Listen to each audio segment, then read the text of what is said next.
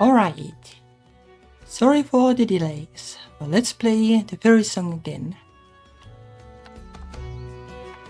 So last time, though, there was combat and drama, so hopefully there won't be too much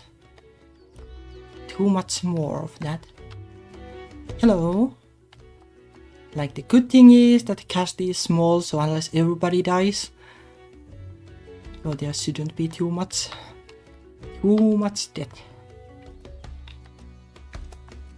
Okay. Let me get the gamepad and then we are good to go.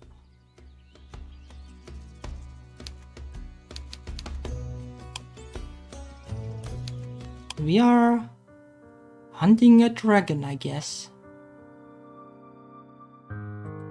Probably, though I'm not like actually sure what is the deal. Like, we don't know everything yet. Like, what is the deal with Lynette, for example?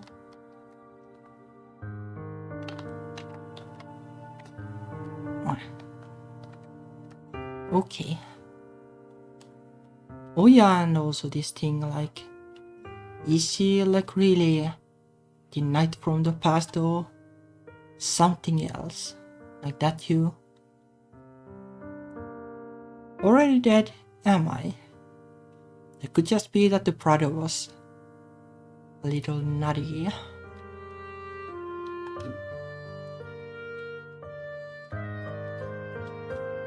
Oh. Okay. Yev sits on a tree stump, one leg folded over the other. Her eyes are narrowed, one hand beneath her chin. Yev's tunic was once spattered with her brother's blood, but it's already faded. But that was quick.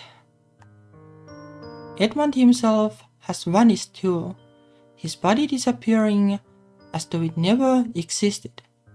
Okay, well, that's not normal, like that is very like RPG kinda death, I guess. Leo clung to him by the lakeside, her arms wrapped about him for as long as he could, as the mother might cradle their child. She ran her hands through his hair and sang him lullabies in a strange, lilting language I couldn't understand. Let me move the microphone closer to you. Okay. Until the water that lapped at his still fingers began to eat right through him. Okay, so I guess it is just like becoming like transparent, that kind of RPG death. Edmund's body dispersed into the air like smoke, leaving behind not a trace, no blood nor bones nor any armor. So is it just like an illusion? Though like pretty dangerous illusion. Not even his thirst for revenge. Nothing.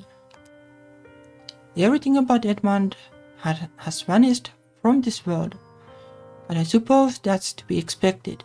He wasn't meant to exist in this world for so long in the first place. He should have died a long time ago, but he was bound in place for centuries by some kind of curse. I guess like murder, like breaks the curse at least. Or maybe you could call it an obsession. Yeah, but what is like Leo's obsession then? Like being a knight.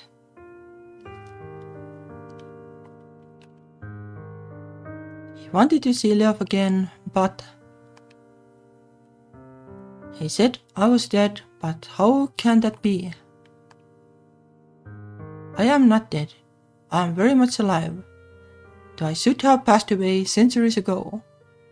Yeah, like I was wondering like if like the clearing where she was, like if it's some kind of like a time capsule kind of place or something.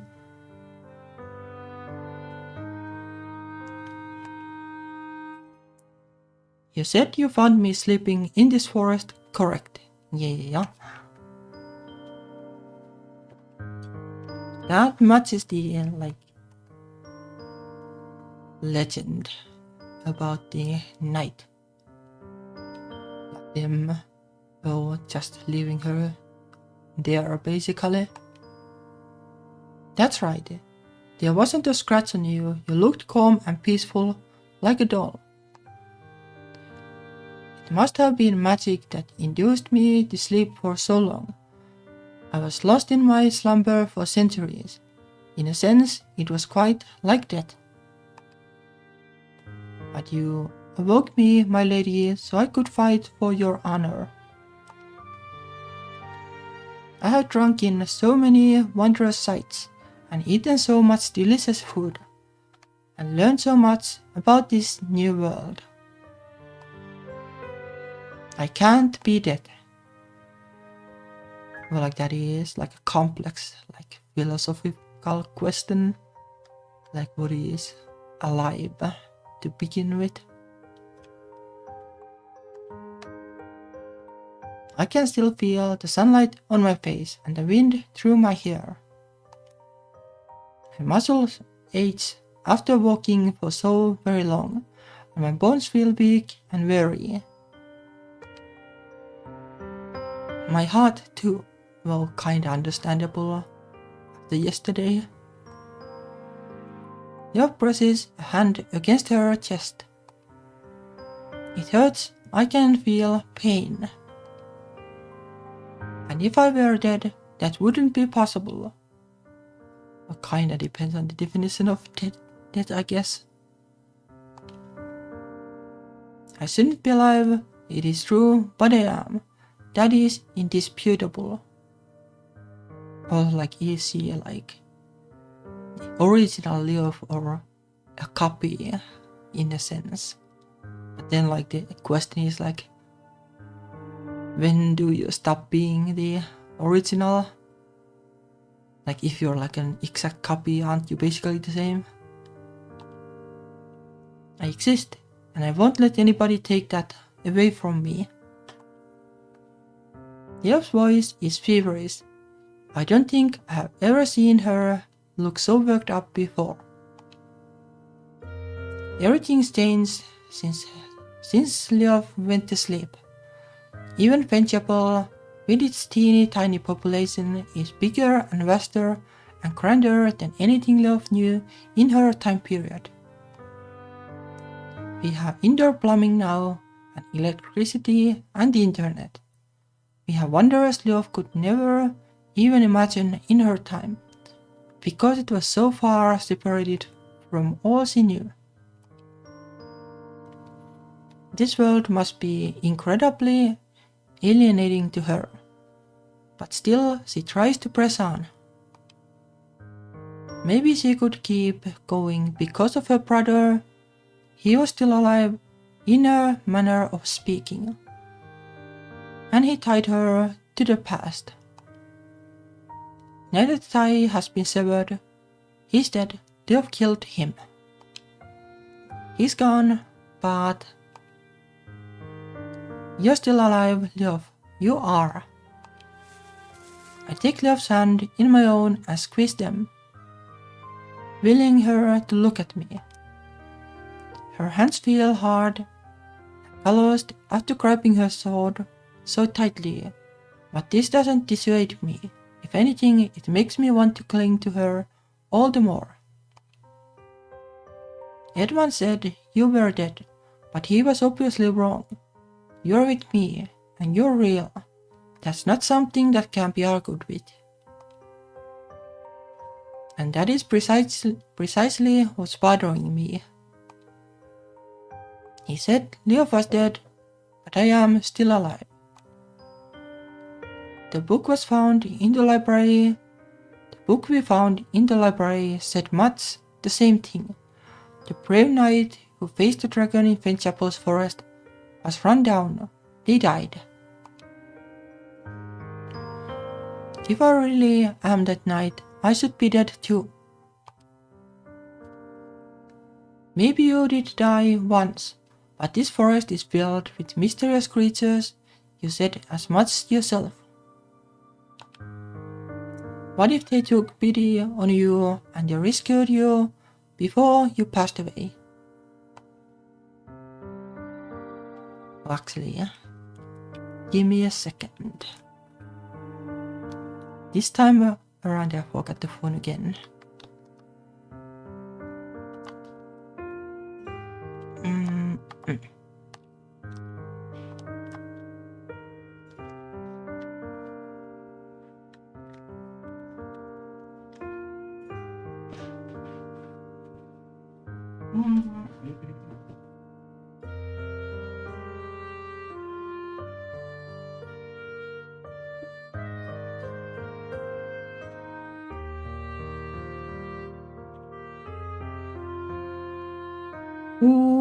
Okay. Let me come back.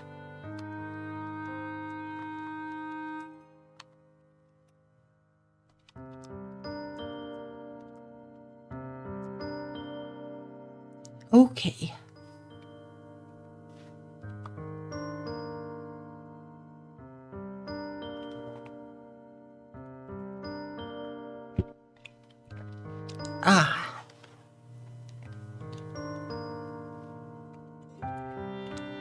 Oh,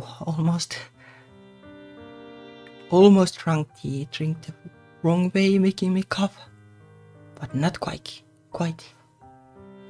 Anyway, they could have preserved your body, been in the woods for centuries, waiting for somebody to find you.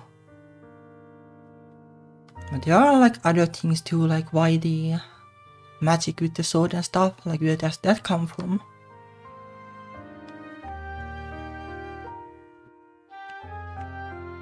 Like something about her is not like exactly like normal human.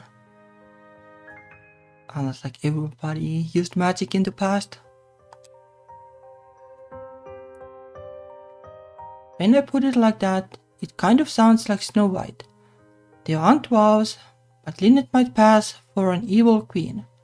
Would that make Edmund the huntsman? How do I fit into this equation though? Since I'm the one who brought Leo back to life, I guess I'd have to be the prince. Yeah, right. There's nothing remotely regal about me. The pieces don't line up as well as I'd thought. Thank goodness I wouldn't want to be sued by Bob Iger. Hello there in the chat.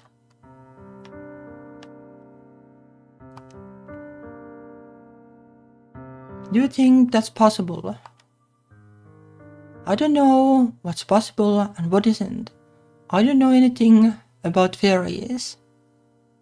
Yeah, well, I don't know either. But in Heart of the Woods there were fairies too, and they could kinda do incredible things.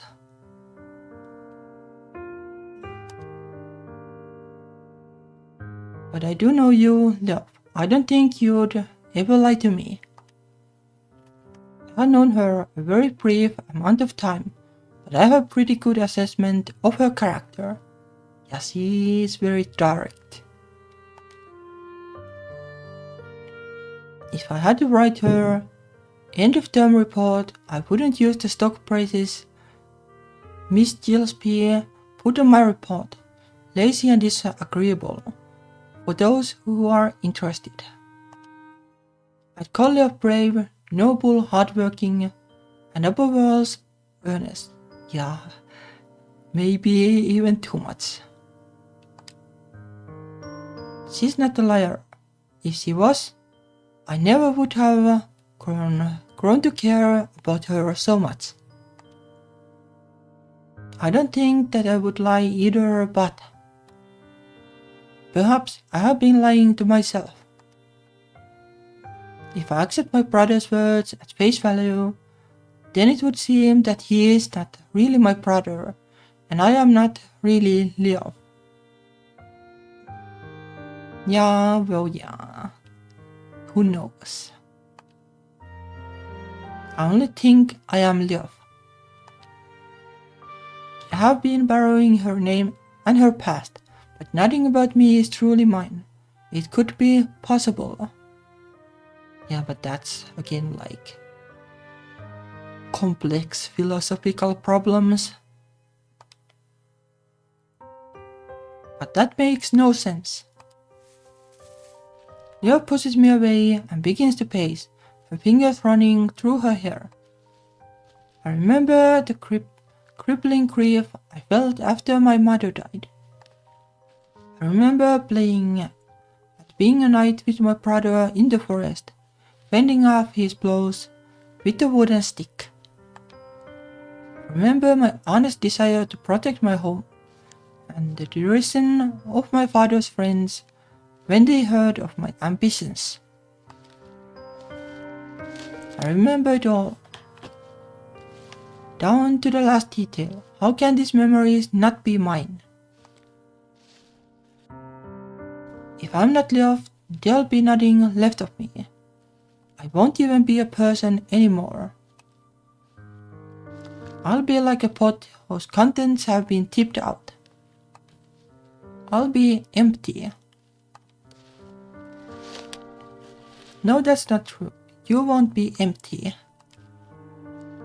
And how do you know that? Being love is all I know. Her past is mine. If we are the same, then I won't have a history anymore. Yeah, but how much does like history matter in the end? Like there are a lot of like stories about amnesia and people like making do regardless. I can't answer any questions about your past, but I take a step towards Lev. She's hands in on herself, trembling.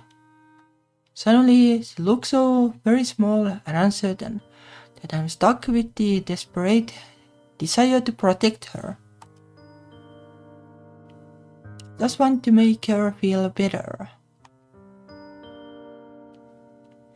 You might be unsure of your past, but you still have a present. You have the here and the now, and you have me. Ooh. There is the other keyboard again.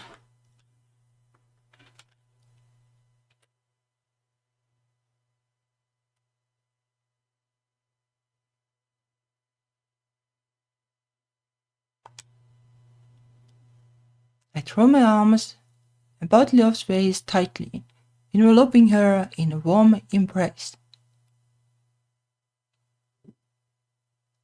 It's not like a cupidon, like it is a kidon or something, like a tree slam, not a wall slam.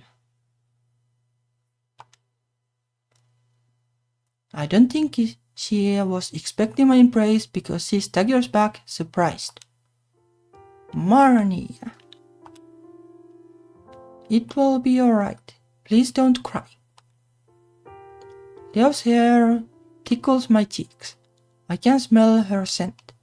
Comforting aroma of Johnson's baby shampoo emanates from her, light and inoffensive. She feels alarmingly skinny in my arms. I'm afraid she might turn to dust and air like her brother. If Edmund really is her brother. I know I can't do much for her, for you, Leo. No matter what happens, no matter whether you're really there or not. I care about you and I trust you, and I want to stay with you. Money. Leo blinks at me for a few moments, nonplussed. She sniffs, and I'm alarmed to find that her eyes are shining with tears.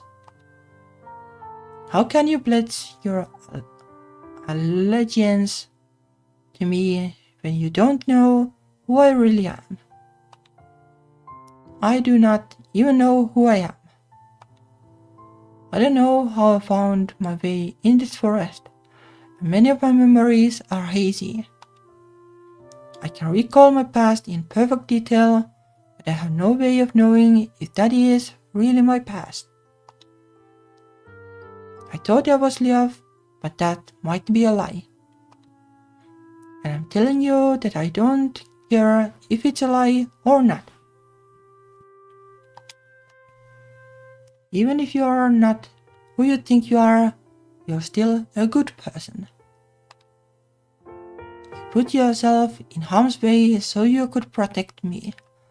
That's not something a wicked woman would do. It doesn't matter to me whether you're alive or not. I care about you all the same, and that won't change. Money, Love looks at me, her lower lip trembling before. You really are too good to me. With a soft cry, Love buries her head against my chest. She's taller than me, and she has to stoop her shoulders, her body quivering. She feels so fragile. I'm afraid she'll fall apart in my fingers. I'm a little worried, but I think I'm strong enough to support her. She's protected me numerous times. Now it's my turn to protect her.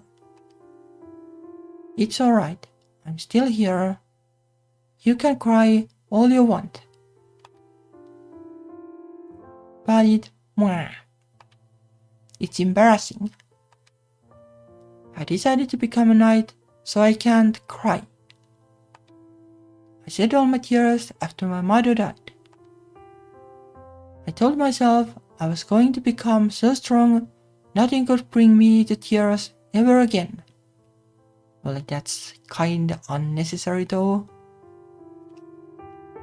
You don't need to overdo it, and like having emotions is fine.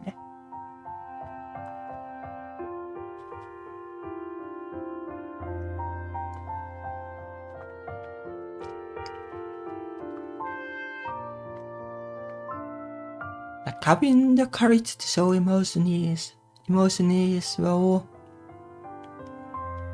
I guess braver than hiding them or something. Anyway, I wanted to be a knight, and knights don't cry.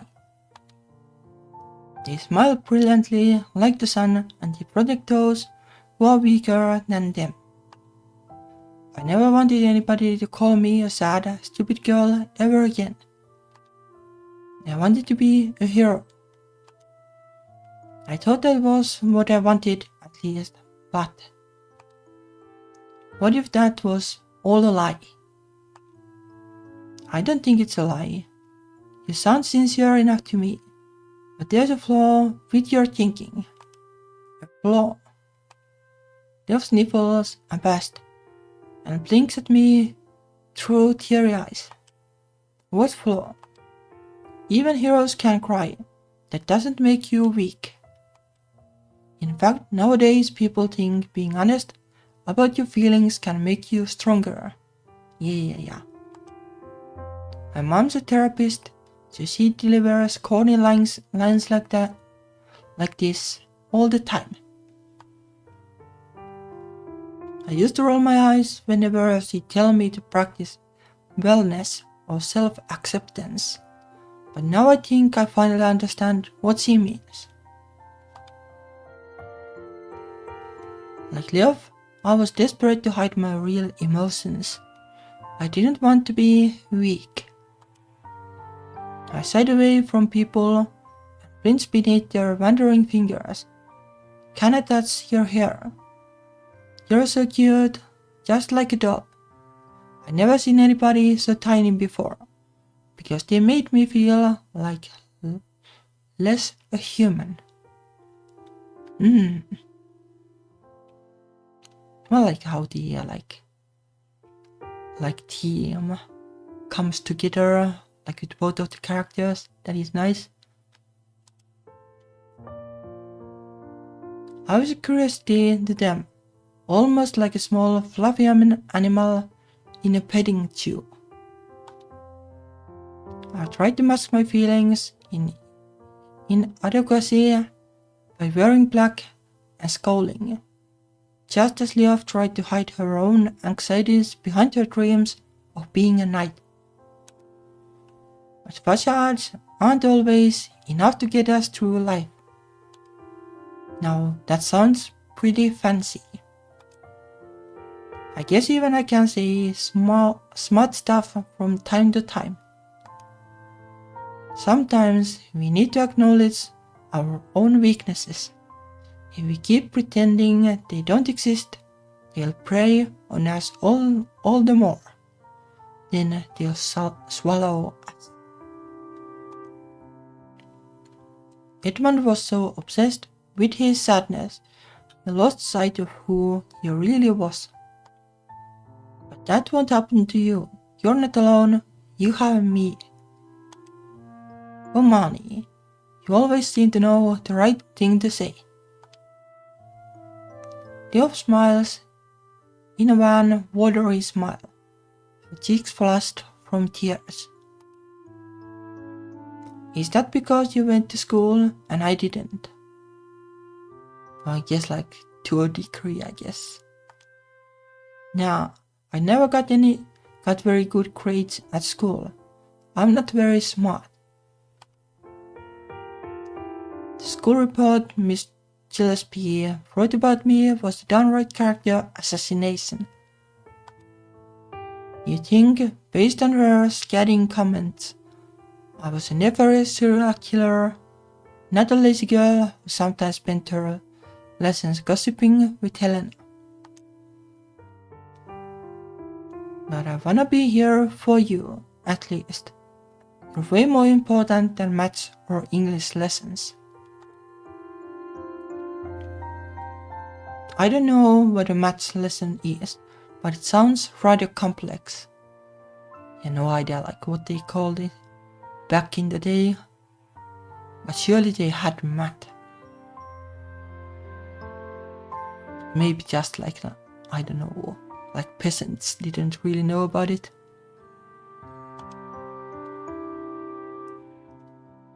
It is. Miss Partridge doesn't make it any easier either. I can't stand trigonometry, and the FOIL method is the absolute worst.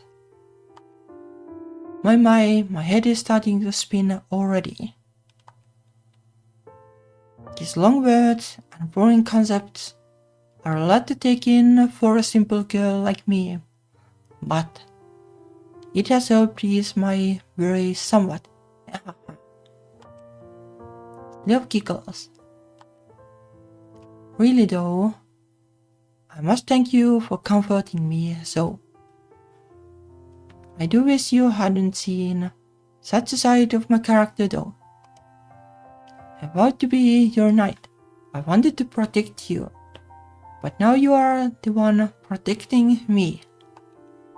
It's no biggie.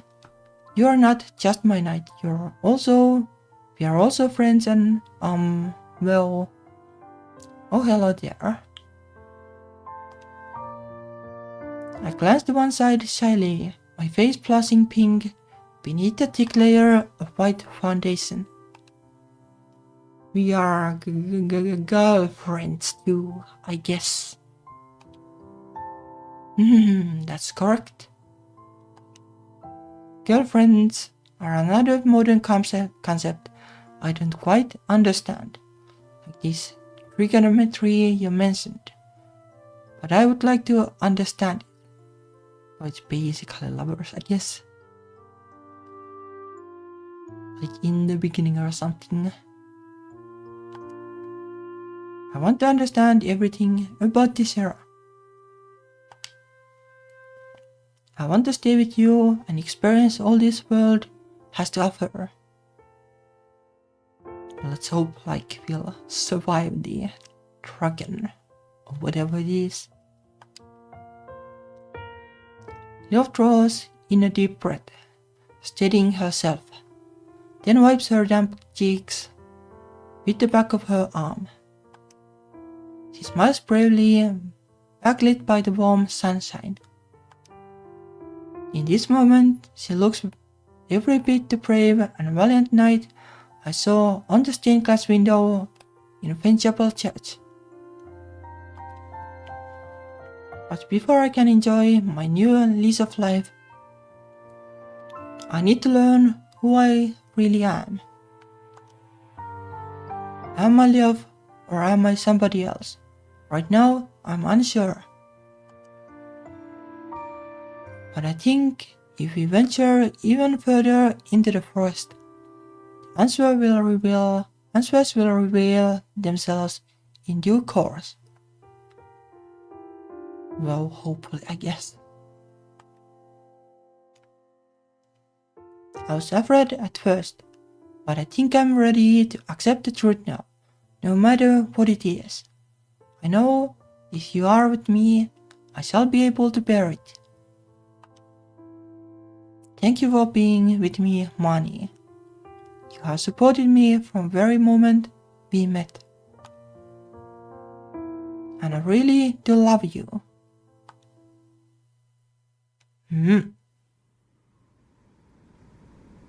Don't you think it's getting kind of dark? Indeed, it seems the night has fallen rather too early. Oh yeah, something I noticed earlier today is that it is also full moon in real life here. So it's kinda fitting. Because the monsters will appear at the full moon always. That's how it goes.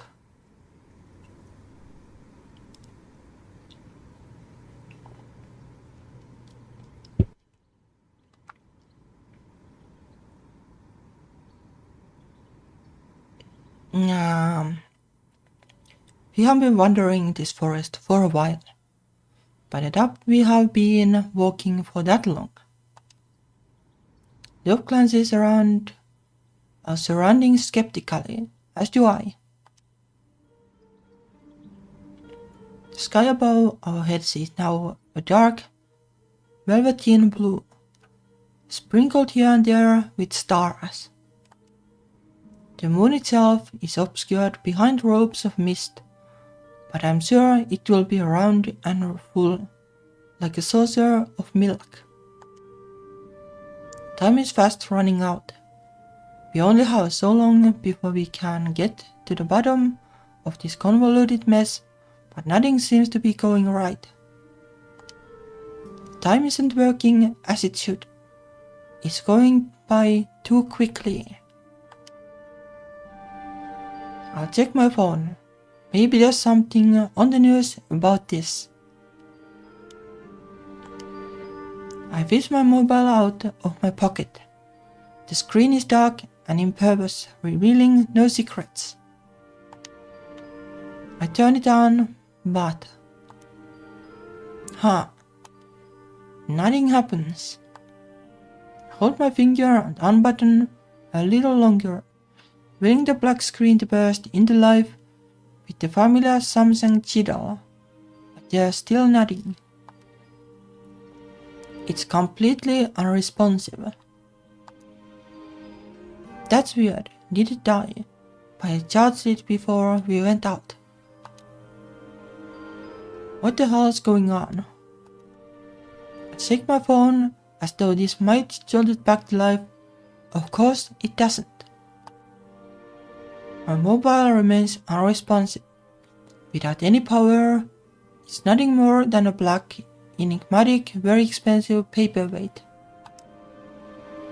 Since I don't have a watch, and I'm not in the business of carrying a clock around with me, I have no way of checking the real time. I have been left in the dark, quite literally. It might be sunny back in Finchapel. The bright blue sky studded here and there with whipped cream clouds. But here, deep within the woods, time doesn't work like it should.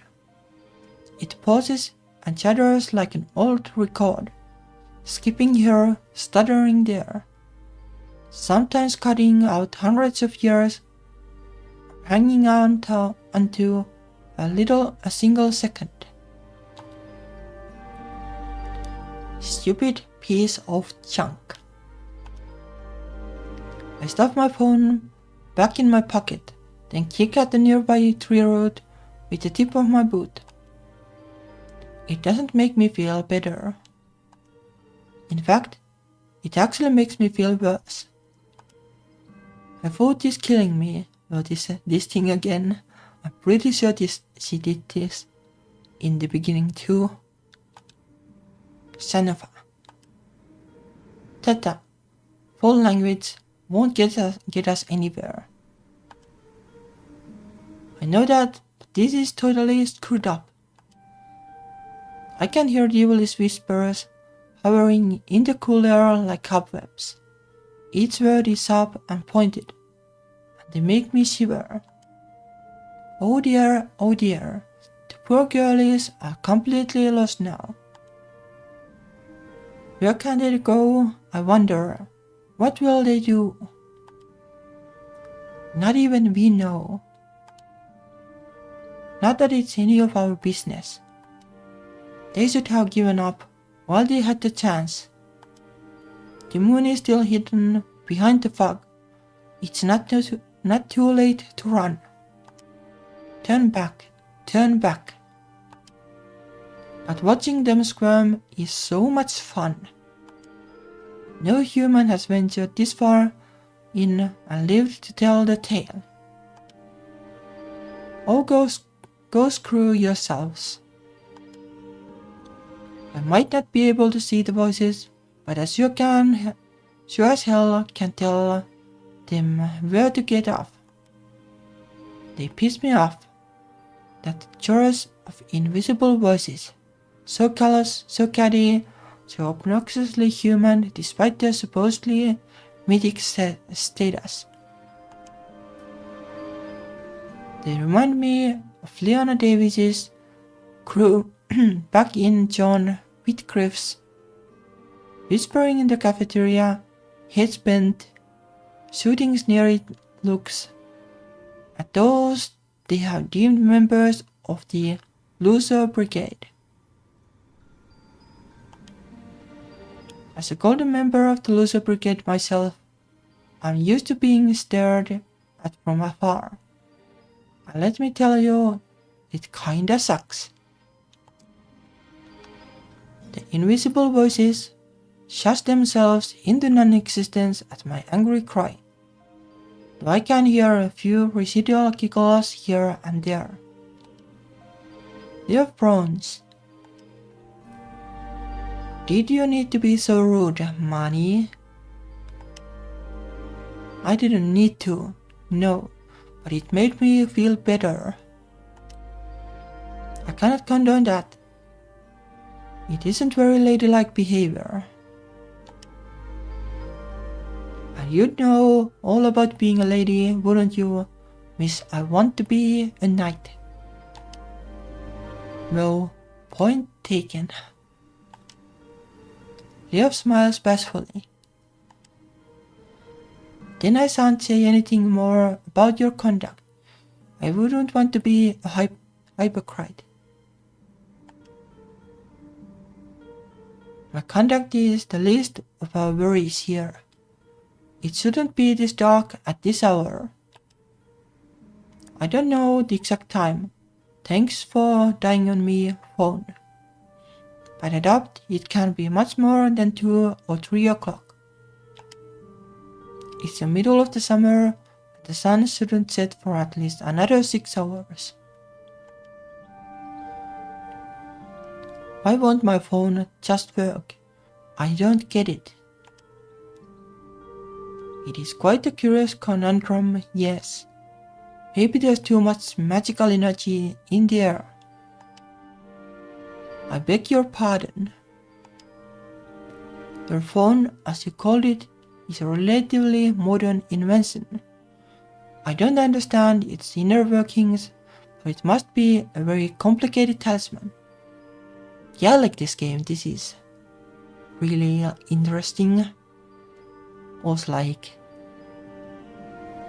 But it is like kind of slow at times, but I kind of like it too. Like a lot of the things are relatable in a weird way, so it is fun. Also like there are like enough plot twists and stuff to keep it interesting. It has been a lot of fun so far.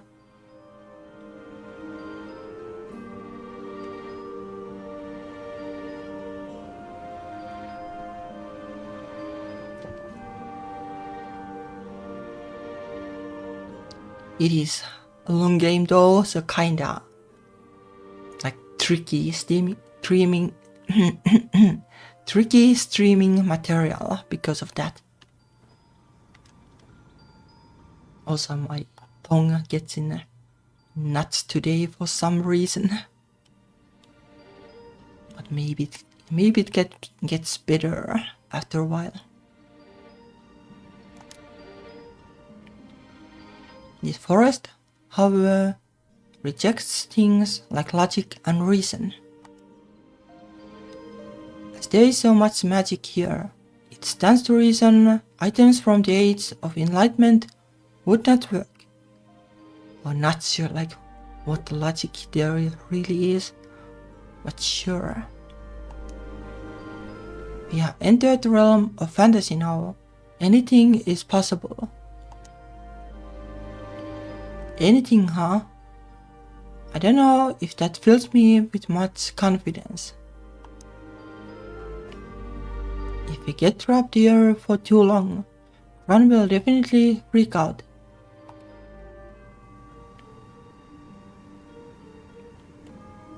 Nah, that's why we should hurry to accomplish our goal.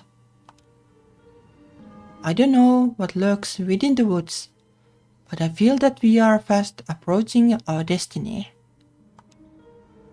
If only that irritating witch would appear now to let us know that we are on the right track. But of course, she would not do that. That would be way too helpful. Well, quite. Now, shall we go, my lady? Leo stops herself, her cheeks tingling pink. Well, after all we have been through, I suppose I can drop this form of address. It would be far more appropriate to use your first name, so let me see. Shall we get going, dear Mani? Sure, let's go. I find Leof's hand with my own. My fingers are trembling, but Leof holds me tightly.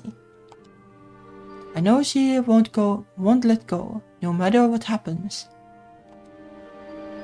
I feel safe when I'm with her. We might be lost like Hansel and Gretel from the fairy tale, but though they were just small children, they were able to outwit the wicked witch through the power of teamwork. We don't have a trail of breadcrumbs, or in this case, a phone signal, but it doesn't matter. We only need each other.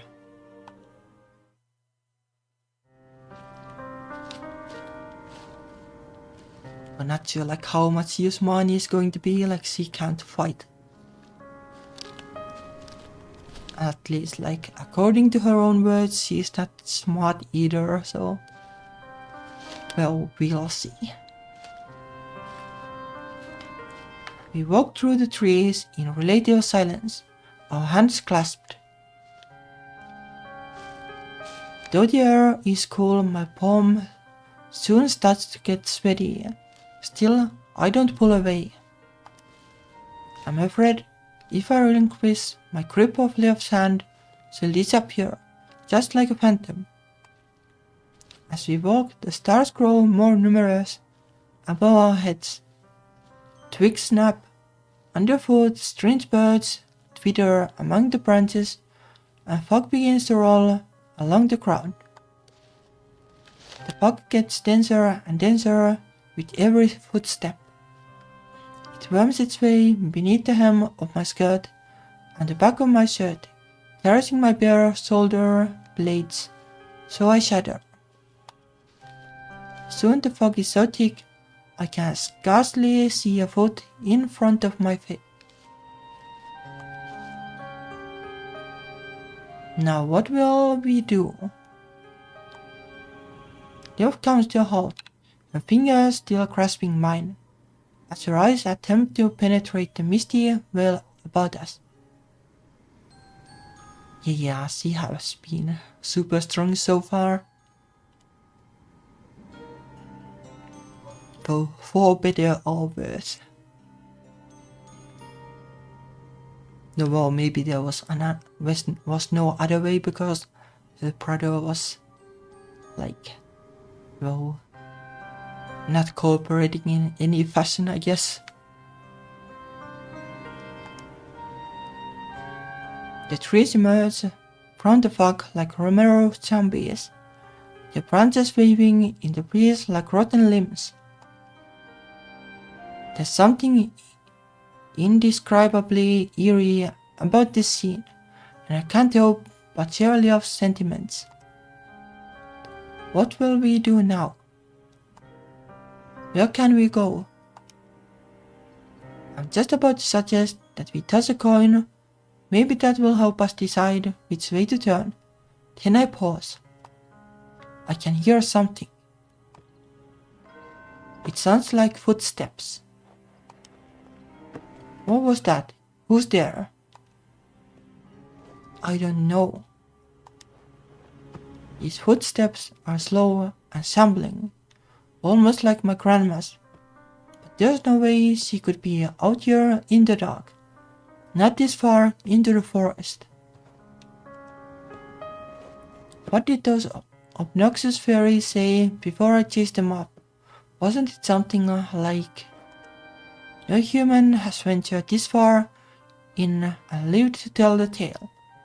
Well, I guess then it's not human. What does that mean? It's a ridiculous thing to think, but no shortage of ridiculous things have happened to me over the last few days. And now I'm ready to believe anything. If no human has wandered this far into the woods, has survived, then the people in the forest, they must be dead already. What? No, it couldn't be. That would be in poor taste even for a witch. The dead should be allowed to rest in peace. But despite Leo's protests, the footsteps grow louder and even more numerous. Is it zombies then? We wanted a dragon, like not zombies, but I'm sure. A gust of wind blows through the trees. The fog parts like a stage curtain, and then... oh no! They are finally made visible to us. Oh, it's kinda zombies, I guess. A small contingent of stumbling knights are moving through the fog. Maybe they were humans once, but they are not any longer. They have no eyelids, so they can't blink. They have no flesh, so they can't feel. They have no eyes, so they can't see. But their gaping sockets seem to be staring at me regardless. They are staring right through me. These knights are nothing more than mindless monsters. They are devoid of humanity. They should be long dead, but they have rejected their graves. They are animated only by black magic and a thirst for revenge. But that seems to be the theme with these people around here. These gardens are like Edmund, but they have been stripped of their names, their memories, and their sense of selfhood. Well, Edmund was also kinda like that. these are the nights we read about in that book. Yeah, the ones that the dragon slayed, I guess. They must be. Leo summons her sword from the air.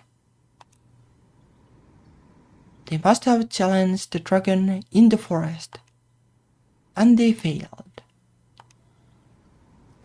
They lost their lives, and the remains were scattered about this forest. They died a long time ago.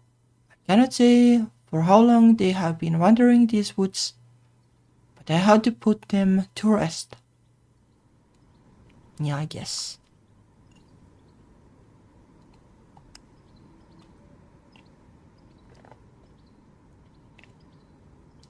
Yeah, the thing that, like in a lot of video games, like zombies and skeletons suck because they don't have any loot and they are kinda annoying and boring.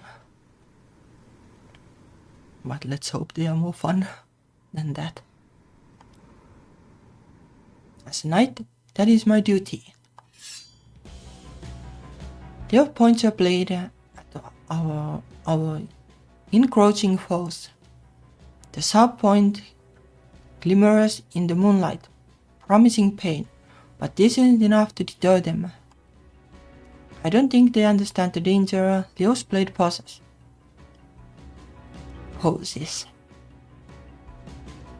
Their heads are completely empty, scooped clean of any intelligent thought. All they can do is move and fight and kill like machines.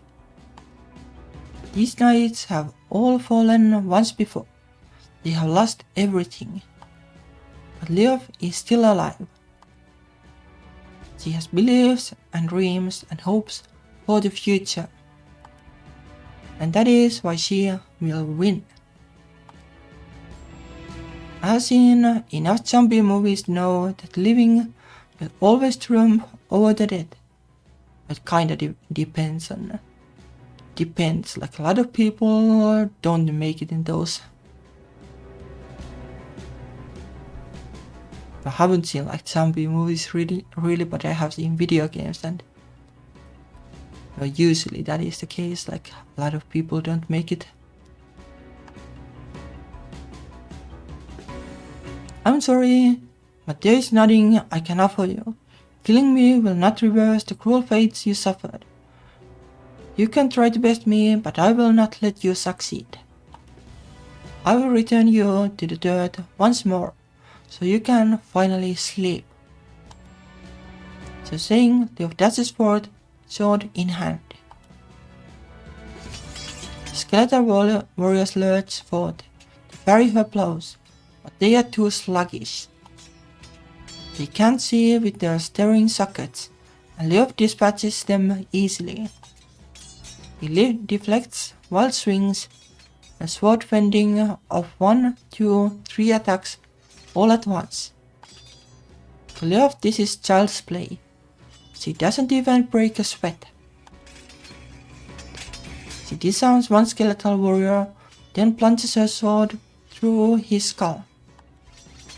Her blade shears through his socket and pierces the other side like puncturing a juice carton with a straw. The skeleton lurches back, disoriented, and collapses in a heap. Yet more monsters reach out for Leo, their fingers grasping, but it's fruitless. Leo sidesteps them all elegantly, running through yet another foe with her trusty blade. The moon presides over this macabre ballet. A cold, impartial kind of judge with ever-watchful eyes. The fog swirls around Leo, but it doesn't slow her down. She seems to wear the mist almost as a cape, dancing through it like fairy-like, as she fells yet another foe and another. One skeleton, both arms lost in the skirmish, tries to tackle Leo, from behind. She dodges, and it clatters against the floor, ribs breaking, cracking, splintering from the impact. It doesn't pull itself up again. These silent warriors, stripped of the ability to speak, continue to fight and fall. The fight is soundless, save for the clashing of Leo's blade. She doesn't speak, but I doubt she has much to say. Even if she did, these skeletons wouldn't be able to listen to her. She could threaten them, forgive them, or even try to appeal them. They wouldn't be able to understand her. They are not humans. Maybe they were once, but not anymore. Now they are nothing more than puppets. Soon the last skeletal knight falls. Leo swipes its skull clean of its bony neck with one blow. Both the broken skull and the headless body fall to the floor, sightless eyes landing upon the dirt.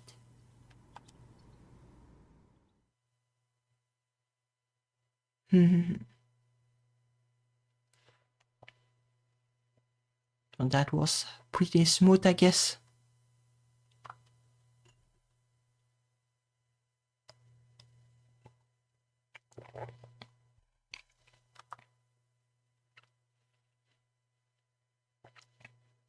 No.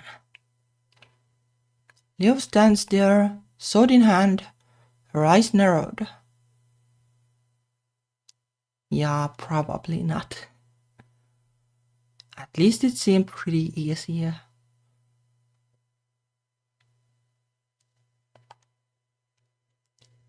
She glances about, searching for yet more foes.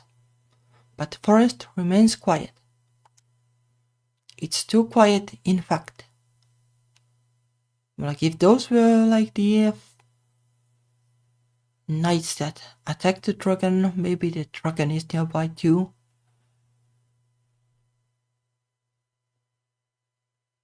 This kind of weird though, like you would think that skeletons that were knights that were slain by the dragon would have vengeance for the dragon and not for us. But I guess they are not smart enough to realize that.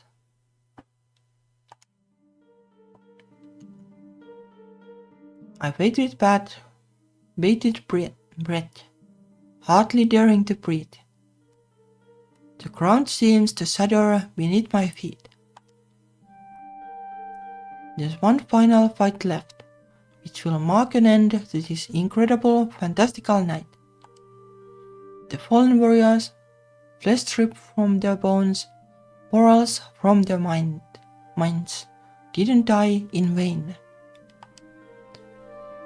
There was an opponent they all wished to fell, either for the money or the fame, or the fervent desire of fulfilling a good deed before they died. Many people lost their lives to this monster, until one brave young knight was finally able to defeat it. The monster died, or so the story said. But during tonight's full moon, it will be revived. It's here now, in this very forest, and it's been waiting for its revenge for hundreds of years. Or has it if it has been kinda dead? Like maybe like figuratively speaking. The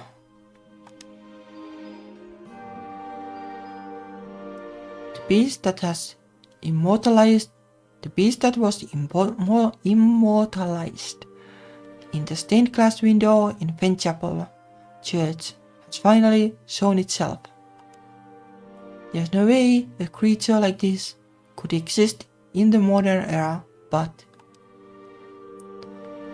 So here you are. How nice of you to finally arrive. I killed you once, yet it seems the first taste you had of my blade was not enough to sate you. Very well then. I have defeated you once, and I will do so again.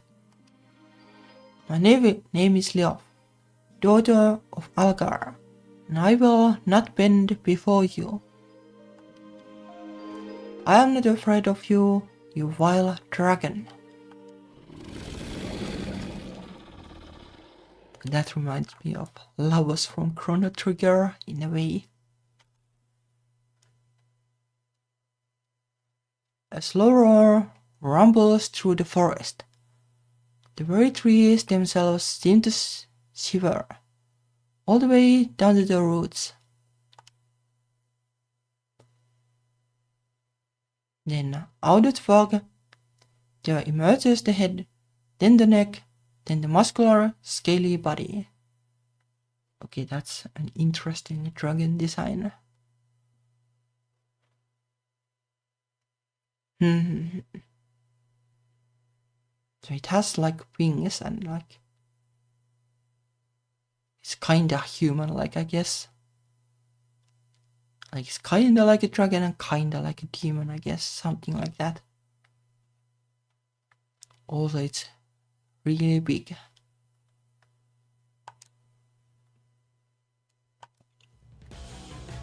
Of a large, evil-eyed dragon.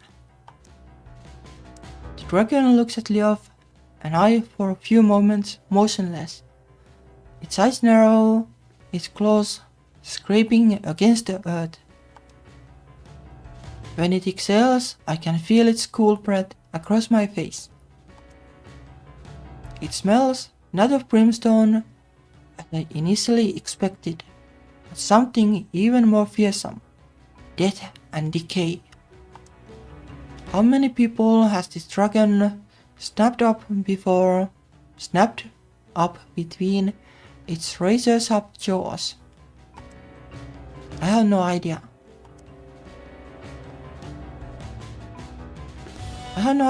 But it's apparent as the seconds tick by that this monster has marked us as its prey. The dragon's nostrils dilate. Its tail twitches, then with a roar, loud enough to shake the trees to the very roots, it lumbers forth. Mani, stand back. Leo pushes me to one side, her face set with determination, and holds her sword aloft.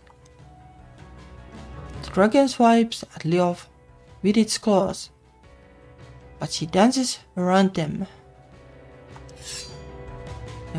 Her sword hits the underside of the colossal creature, but the blade does little damage. Instead, it glances off the dragon's scales. Like this kind of like fights like these are kind of difficult for visual novels. Like other media tend to do better with these. Like you would need so many like cuts, like CGs and stuff to make it look amazing. Like you kind of have to imagine it, I guess.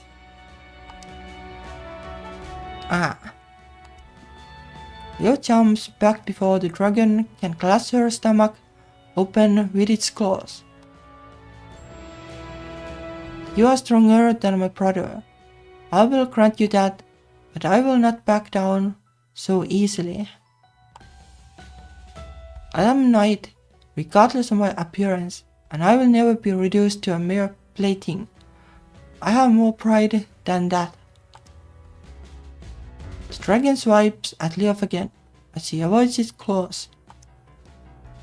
The dragon howls enraged and aims at her once more, but its claws, instead of catching Leof, shear through the trunk of a nearby oak tree. Nya! Leof ducks, dodging the stray splinters, ricocheting through the night air. The tree might have been reduced to firewood, but some of these splinters are pretty large. They could pierce Leof through, impaling her heart and her lungs in one fell blow. But Leof blows these bits of wood back with the flat of her blade, almost like she's playing rounders. I can see nightmare visions of Leo's body being pierced, ragdoll-like, by loose bits of shrapnel, with blood bubbles forth from her lips. But I don't want to think about that. I have faith in her. I'm sure she'll triumph, no matter the odds.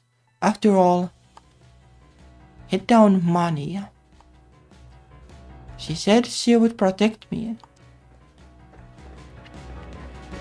Leo skirts over to my side, deflecting the rain of twigs and branches, and pushes me behind the trunk of a nearby tree. The dragon roars, eyes narrowed, and slashes out with its sharp claws. It catches yet another tree, and the old trunk explodes like a firework. Splinters of the destroyed oak tree fly through the air. Some of these splinters pierce the ground where I was once standing. If Leo hadn't pushed me out of the way, I'd have been skewered. Oh my god. I shiver, my legs are turning to jelly. It's all I can do to remain upright. Leo, you saved me. Of course I did. I am your knight after all, and your girlfriend besides. I would save you over and over again, no matter how many times it takes. You say that, but this is a dragon. I don't know if you can beat it. It's so strong and it's huge too. Now. Leo smiles, a smut of dirt on her cheek, and taps the tip of her nose with her finger. Have some faith in me, please. But nothing. It is far too late to go back now. If we run, the dragon will chase us down. We shall be killed. But I will not let that happen. Slaying dragons is fairly standard for a knight in shining armor. If I let this monster get the better of me, I would no longer have the right to be a knight. Ergo, I have to defeat it. I slay this beast, and I'll prove that I am Leo. I've defeated this monster once before, and I won't hesitate to do it again. The dragon's tail swishes. Yet another tree is caught by the sweep of its tail, and it falls to the ground with a loud thud. The earth trembles. I struggle to keep my balance. The world itself seems to be pivoting on its axis. The dragon is incredibly powerful, but that can be a weakness too. The dragon's colossal body is hemmed in somewhat by all the trees, and has difficulty navigating through the fog. It might be large. It's easily big enough to swallow Leo in one gulp, but its sheer size is a disadvantage. Leo dances around the dragon nimbly, sidestepping all its blows, and lunges forward. She stops and thrusts again and again. The scales deflect each of her strikes. It tenses oversized lizard. Why won't you succumb to my blade? You have cast at the dragon's lumbering legs over and over, but she isn't dealing any damage. She's just putting herself in danger. If only Mapernos was with me, a noble steed would be a godsend at a time like this. Leo glances up at the sky. The full moon hovers over our heads, as though suspended by a string. It's so round and perfectly full. It looks like a crystal ball or maybe an eye. It feels like it's watching over us. But it's a cold, callous observer. It doesn't care one bit about us. If Leo's to defeat the dragon, she can only rely on herself. Well, maybe asking for a divine intervention is too much. My father always told me that the Lord helps those who help themselves. I need to do the best with whatever I have to hand. Think, Leof, think. Leof glances about the forest, her eyes narrowed. She searches for a potential cause of action. How can she defeat a monster that towers several feet higher than she does? It's a classic David and Goliath situation, but unlike David, she can't rely on a god. This forest is sealed away from frivolity and religion and all common sense. It's a place where fairies lurk among the treetops, whispering riddles, and skeletal warriors can emerge from the fog to settle centuries-old depths. In a bizarre, upside-down world like this, all Liv can rely on is her own ingenuity. Then, if attacks like this are no good, that might work. I just need to approach it from a different angle. I need more hate. The dragon's thrashing tail fells another tree.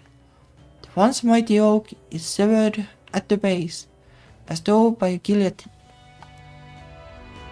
Leo watches as the tree falls slowly, inevitably, to the uneven ground. He jumps, pushing off against the dirt, and lands upon the falling tree. She scales the trunk, running as hard as she can, pushing her muscles to the limit. She grips her sword tightly in her hands, her eyes flashing. I think I know what she means to do. It's an incredibly reckless act. One might call it suicidal. But in these circumstances, what choice does she have? Alright, you oversized lizard, try and deflect this. Love cries out, her voice echoing about the forest as she jumps. She entrusts her body to the air, her hair streaming behind her as she falls. She must be a good 20 feet in the air. It's a long way to fall, but she has something to break it. The dragon. She lands nimbly upon its back. Sword in hand, rams the pointed blade of her weapon deep into the base of its neck. At least that's what Leo plans. But the scales about the monster's neck are just as sturdy as the ones around its legs. Nyah! Leo grits her teeth together, her face deathly pale. She tries to skewer the dragon like a kebab. But it's still no good. The dragon's hide is too strong. Her sword can't breach its defense. The dragon roars and tips its head back. It rears back, shaking itself to and fro, in a frenzied attempt to shake Leo off. Leo tries to cling on, her teeth gritted together, eyes narrowed. She digs her sword between the dragon's shoulder blades, taking advantage of a small breach in the dragon's scales. But this only serves to enrage the beast further. Leof. I call after Leof, but my voice can't possibly reach her. She's lost amongst the hectic thrill of the fight. Not that this truly counts. Leof isn't hurting the dragon. She's struggling simply to stay alive.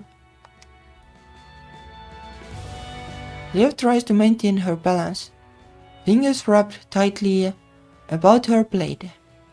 But the dragon has other ideas. If such a large, seemingly single-minded beast can think of ideas beyond brutal murder. The dragon begins to flap its large, leathery wings. Gusts of wind blow through the forest, leaves are torn from the trees, and loose sticks and clouds of dirt are whipped up against my ankles. Nya. It is a long fight.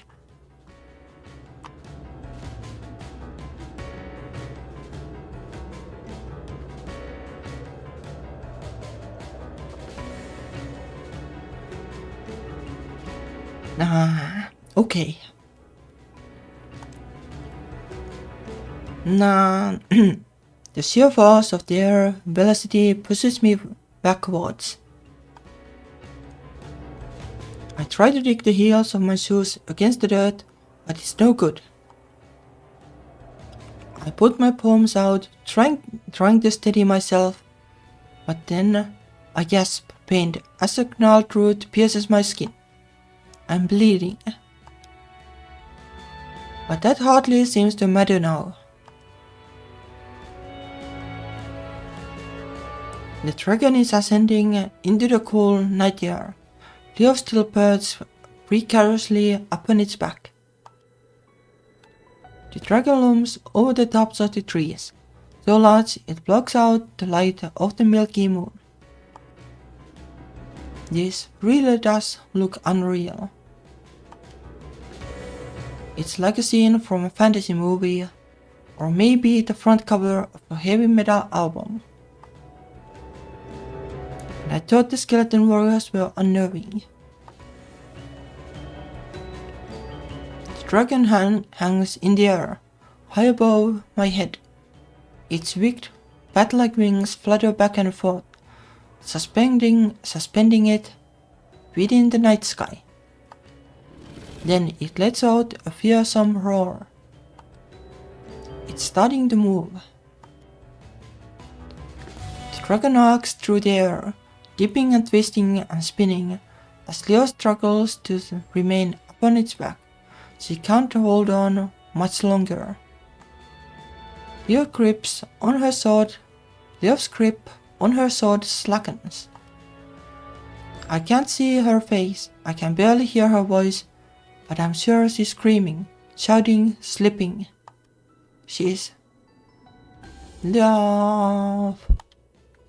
falling. Leo plummets from the dragon's mighty body. Her hand reaches out desperately, trying to grasp her sword once more, but it's too late. She's shooting through the night air like a meteor. My heart clenches inside my chest.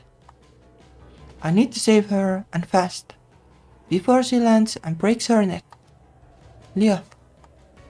All of a sudden, I don't care that the dragon is as tall as a department store, or that it could crush me beneath 1 foot with ease. I just want to save her. I told Leo I'd protect her, and that's exactly what I intend to do. Leo, hold on. I'm just a weak teenage girl who hates running. I always try to get out of PE whenever it's possible, much to Miss Whitman's disgust. I'm no sprinter, I can't hack marathons. When it comes to the high jump, my short legs are at a woeful disadvantage. I have no endurance at all, and physical strength, I can forget it. I'm incredibly weak. But none of that matters now. I can't focus on my own shortcomings. I need to save Leo no matter the cost. Leo might be a knight, but she's not invulnerable. She bleeds red just like me, and her bones are just as fragile. She'll break. She'll hit the ground, and no matter how I try to catch her, I know it won't do any good. She's falling too quickly. I can try to catch her, but it will be... I can try to catch her, but it will be in vain. I'll be crushed. It's not possible. But then again, dragons aren't either. This night has been one string of crazy, impossible events after another. And that makes it a little easier to believe that things will work out. I just need to have faith. I'm an ordinary girl with an ordinary life, but I have become embroiled in something quite extraordinary. I need to become extraordinary too. If I'm to rise to this challenge, I will. Fusroda or something. Okay. Probably she won't do that though, but yeah, something like that. I want to hope love. I care about her. And I love her. And the moment this thought crosses my mind,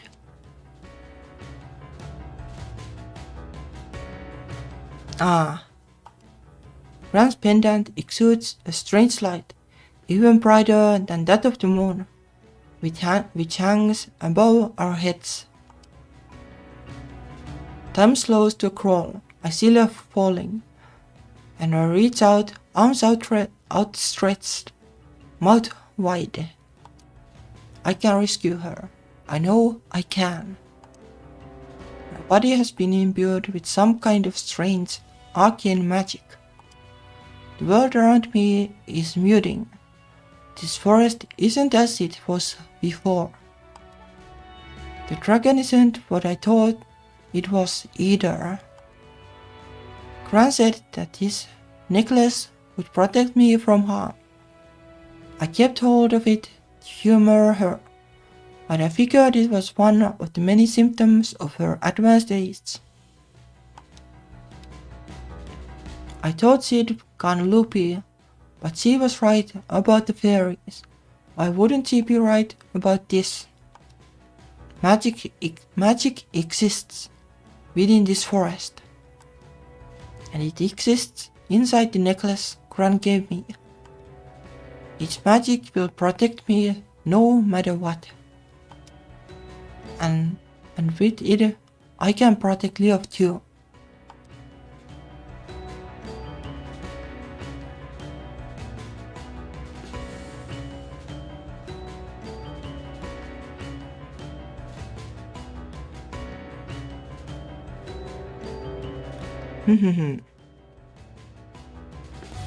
I reach out, plucking Leov from the air like an apple from a tree, and press her body against my chest before she can hit the ground.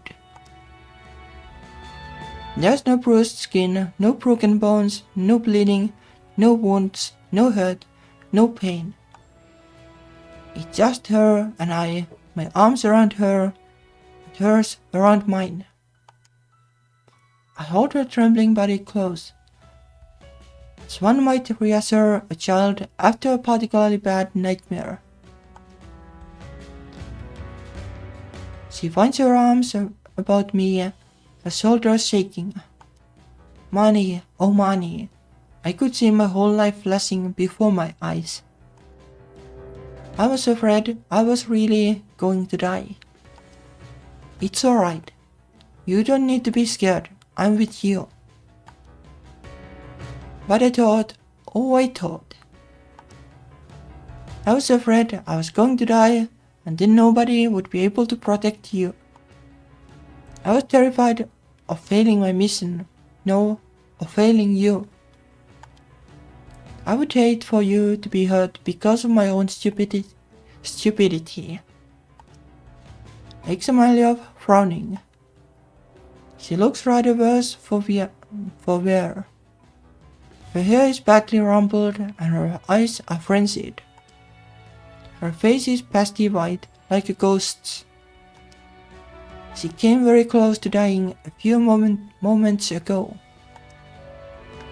But I stopped that. I saved her. I did my best to help her, but... You were worried about me. Of course I was. You meant the world to me. But while you were falling to your death, you cared more about my fate than yours. Weren't you afraid of being squished flat like a pancake? What's a pancake?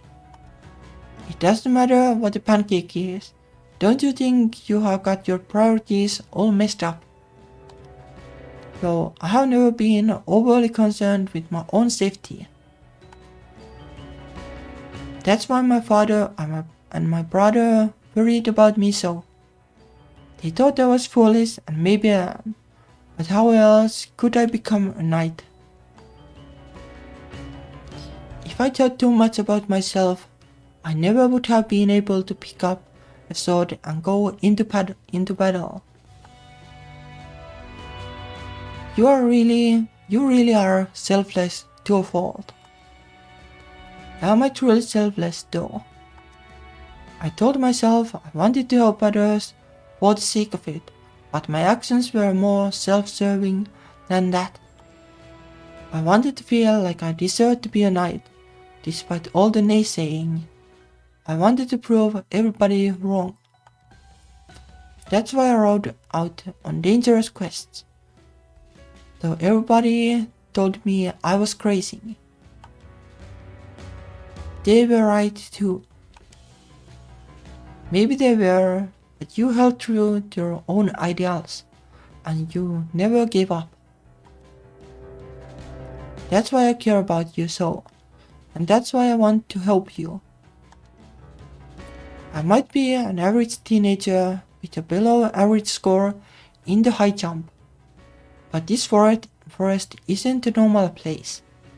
The roots of the trees themselves are imbued with magic. And when I'm here, even I can make the impossible possible. Oh Mani, I really am glad I met you. And you.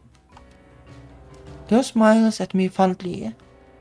She raises my cheek gently with her knuckles, and my whole body shivers. I wish I could continue to hold her. That would let me know, beyond a shadow of doubt, that this is really real. Lev isn't dead. But I can't.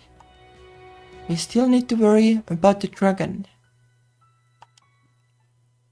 At least that was what I thought. But my, what a touching scene. The two lovers were able to overcome the challenges presented to them, and they lived happily ever after. But what about the dragon? Like, we need to slay it. We need the dragon sausages for the rest of our lives. Fairy tales are supposed to go something like that, aren't they? Hoo hoo hoo hoo hoo. A cool, icy love creeps down my spine. I can't see the speaker, but I know who it is. A voice that low and mocking could only belong to one person. Lynette, is that you? Show yourself, you vile witch. I don't particularly like answering to vile witch. It is incredibly rude to address one by an insult rather than their own name. But I suppose this is as much courtesy as I can expect from a girl who would rather be a knight than a real person. What do you mean? I am a real person. I am undisputedly real. Now where are you hiding? What are you trying to say? And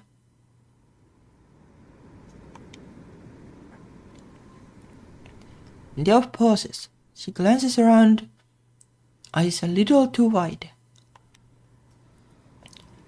What happened to the dragon? What happened to the dragon indeed? It should be rather obvious, but you were never the sharpest spearhead in the armory. If you are still confused, perhaps I can spell it out for you, my dear. Oh, she is the dragon, I guess. Then it appears upon the bough of a nearby tree, one leg folded over the other, wearing her favored black robes, and her long hair falls over her shoulders in waves. Her hood is up, as per usual, obscuring her face. I can't see her eyes or her nose, but her mouth remains visible, her lips curved in a truly chilling manner.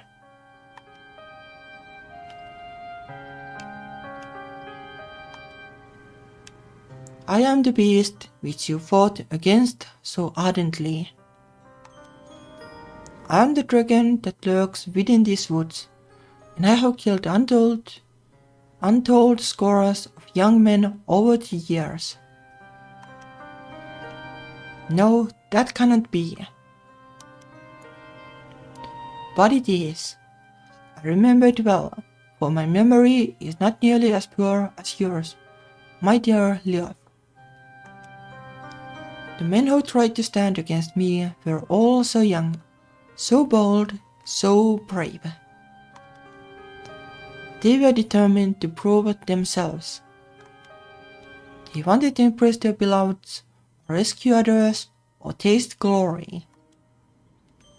But all they tasted in the end was the gall of defeat. None were able to best me. I was quiet, without fear. My ferocity knew no bounds, and I could cut down the elderly, women or children without hesitation. It was different when I faced her, though. It was always different with her. I have no idea what it is you speak of. You are talking in riddles.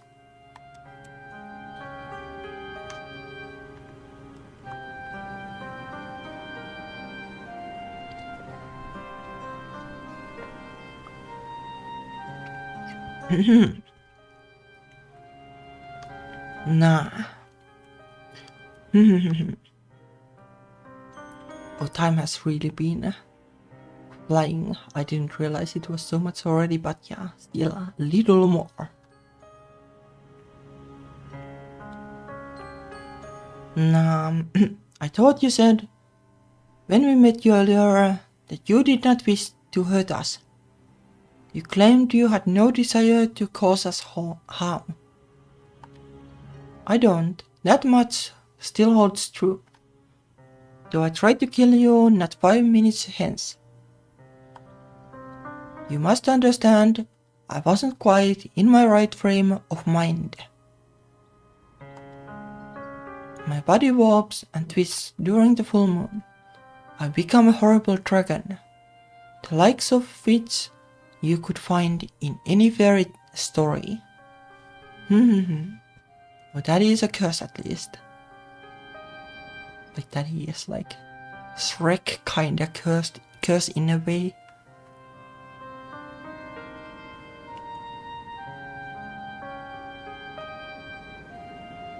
I cannot control my bloodlust during this time, but when I awake the following morn, as the human woman, I remember all the atrocities I committed. My hands are stained with blood, but I never wish to take any lives. Yeah, that's unfortunate. I was cursed, and it is a curse I have borne for centuries. Right, so you're the dragon. I mean, at this point, why not? Nothing in this forest is quite what it seems. Maybe I'll turn into a vampire for good measure. It would be preferable to being a short, daunty human girl with blonde hair and blue eyes. A vampire is fine if you like the night, I guess. It's kind of a good pun actually for this game. So why not eat with work, I guess? Because she likes night and night.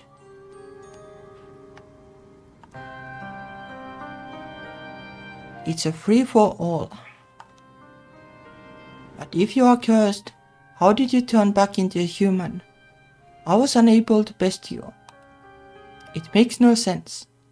Maybe it is the amulet. Maybe we can give her the amulet and then everything will be fine.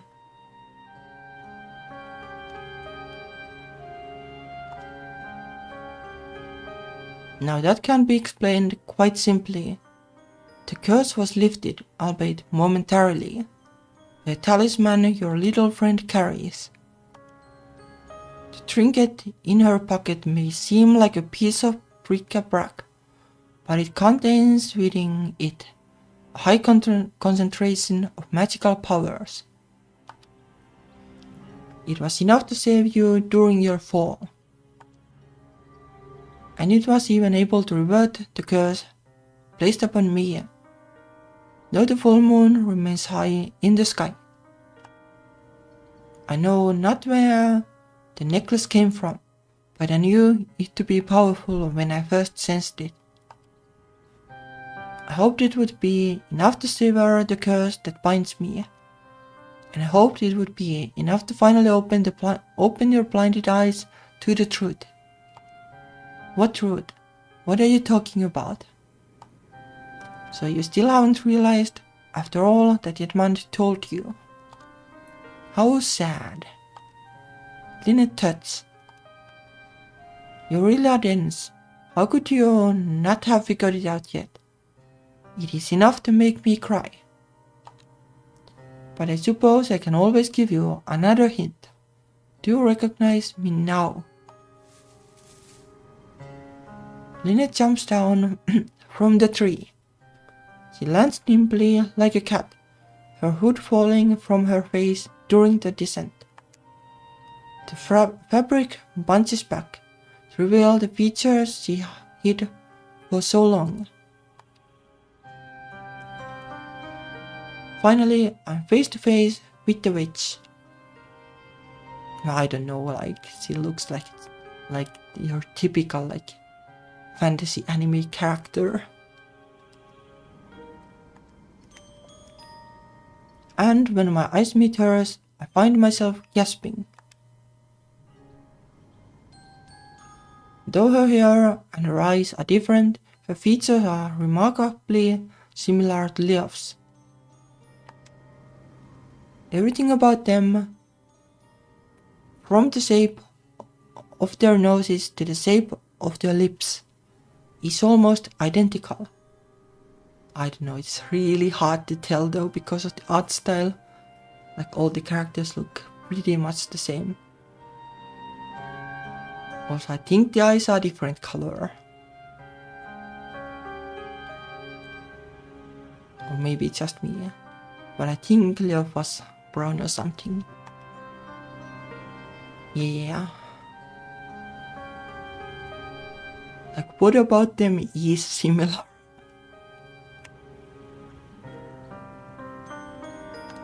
What is this? Leo draws back aghast. Why do you have my face? This must be some sort of trick. I don't know, like she doesn't have the freckles either. Ah yes, I thought you might say that. That is why I went to the courtesy of hiding my real face from you. I rather wanted to avoid this tedious confrontation. I hoped you would remember yourself when given due time, but I forgot how very stubborn you are. You have always been a handful. I have no idea what you are talking about. I do not know you at all. Stop trying to trick me. Oh please, as if I would try to trick you. If I truly wished to cause you harm, I could have eaten you while I was still under the influence of that awful enchantment. but I was able to hold myself back. I would never want to hurt you, even if you are to blame for all this. No, I am not. Yes, you are. You might not remember it. Perhaps one could say you conveniently forgot, but you are the one who distorted this forest with your magic on that fateful day, all those years ago. No, that cannot be true. Yes, it is, and we have all been paying the price for it. This is all your fault, Lisbeth, my little sister. Your sister? No. Yeov, or is it Lisbeth, takes another step back, her eyes a little too wide for her face. I am not. I cannot be. I am Leo, aren't I? That is what you seem to believe, but you have been asleep for a very, very long time. Your mind must be muddled, my dear sister. But don't worry, I will tell you everything, whether you want to hear it or not. We can't keep dancing around this issue any longer. Well, hopefully she is quick. How much do we have left actually? Let me see. It is still quite a bit. Like if we get like past like well, around 5,000 I guess, or a little past, then we would have one session I guess. So I guess we try to go through this somehow. Yeah, it kinda seems like that. Like there is still well over 1,000 the text boxes left.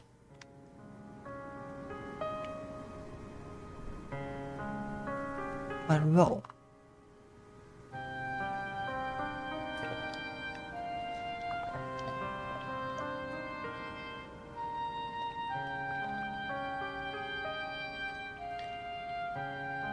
yeah, I guess it might.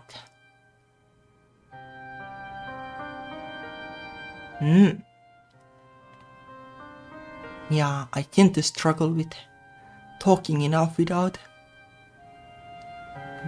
like, well, failing the hydration. So better be careful about that. It's like a bit of a conundrum then like do we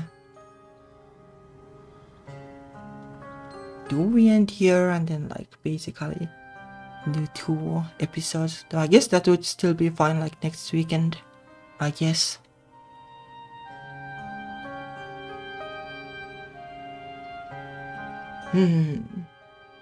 Like 500 boxes and 500 boxes, like that kind of thing.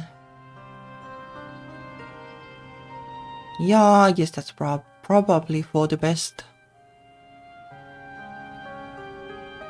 Like this would have to be like pretty long sessions if I wanted to do just one session now, but there's like no real reason to push it that hard.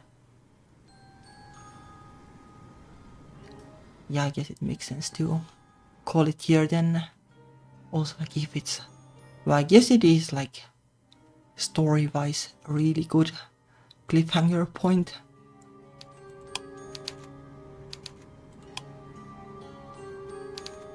So let's call it here, I guess. Even though it would be super interesting to see like what actually happened, but I guess I can theory craft that until next session.